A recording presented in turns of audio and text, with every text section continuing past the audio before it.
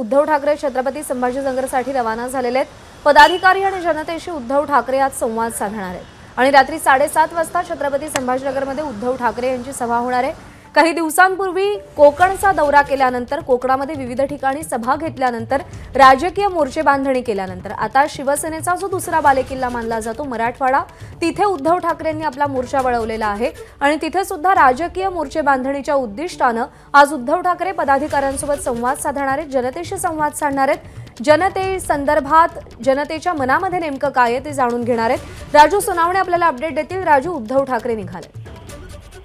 प्रज्ञा, पाहतो आपण उद्धव ठाकरे आताच मातोश्रीवरून छत्रपती संभाजीनगरच्या दौऱ्यासाठी निघालेले आहेत। आता एअरपोर्टला जातील आणि त्यानंतर संभाजीनगरला पोहोचतील। मात्र संभाजीनगर नंतर त्यांची जे आहे त्या अनेक ठिकाणी जनतेशी ते संवाद साधणार आहे आणि त्यानंतर 7:30 वाजता जे आहे त्यांची जाहीर सभा होईल। ह्या जाहीर सभेमध्ये ते मोठ्या प्रमाणावरती गर्दी जमवण्याचं जे आहे ते टार्गेट उद्धव ठाकरे यांच्या पुढे असणार आहे। आणि दुसरं म्हणजे की ही सगळी आढावाची सभा जी आहे ती लोकसभा निवडणुकीच्या अनुषंगाने होताना पाहायला मिळते। त्यामुळे चंद्रकांत खैरे यांच्या नावाची काही घोषणा करतात का की आणखी काही घोषणा करतात हे सुद्धा पाहणं महत्त्वाचं राहणार आहे। कारण संभाजीनगरच्या जागेवर सुद्धा मोठ्या प्रमाणावरती रस्सीखेच सुरू आहे। कारण त्या ठिकाणी पाहतो आपण उद्धव ठाकरे गटाचे खासदार जे आहेत ते पडलेले होते, त्यामुळे काँग्रेस सुद्धा त्या ठिकाणी दावा करू शकते। त्यामुळे त्याच्या आधी जे आहे ते उद्धव ठाकरे त्या ठिकाणी जाऊन सभा घेणार आहेत।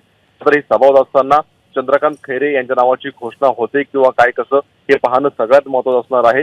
दुसरी बाजू पाहिलेली आहे की मराठवाड्यातले बरेचसे आमदार जे आहेत ते जवळपास शिंदे गटासोबत आहेत। त्यामुळे उद्धव ठाकरे यांची ताकद काही प्रमाणामध्ये कमी झाली अशा प्रकारची चर्चा आहे। तर आजची जी काही गर्दी आहे ती गर्दी नेमकी किती असणार आहे आणि त्या गर्दीवरती पुढचं सगळं भवितव्य जे आहे ते आपल्याला पाहायला मिळणार आहे। बरोबर राजू, तुम्ही जसं सांगितलं की बरेचसे आमदार हे शिंदेसोबत गेलेत, त्यामुळे उद्धव ठाकरेंची तिथली ताकद, त्यांचा होल्ड काहीसा तिथला कमी झालाय आणि तेच पुन्हा एकदा प्रस्थापित करण्याचा प्रयत्न उद्धव ठाकरे या दौऱ्याच्या माध्यमातून करतील।